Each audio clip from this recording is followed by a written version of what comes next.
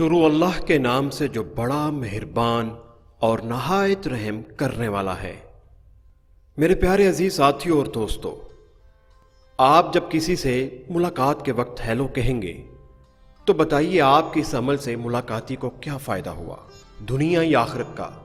اسی طرح اگر آپ کسی کو گڈ مارننگ یا گڈ ایوننگ کہیں گے تو ذرا غور کیجئے اس کا کیا فائدہ ہوا۔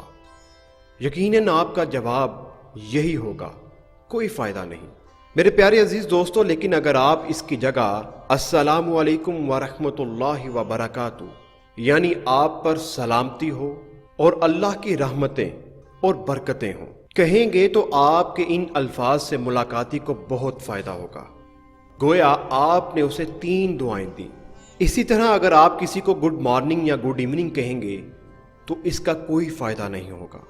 لیکن اسلام نے ہمیں جو کلمہ سکھایا وہ ایسا جامع ہے، اگر صرف ایک مخلص مسلمان کا سلام اور دعا ہمارے حق میں اللہ کی بارگاہ میں قبول ہو جائے تو انشاءاللہ ساری برائی اور تکلیف ہم سے دور ہو جائے گی، ہم دنیا اور آخرت میں سلامتی پالیں گے، ہر امتحان میں کامیاب ہو جائیں گے۔ ذرا سوچئے۔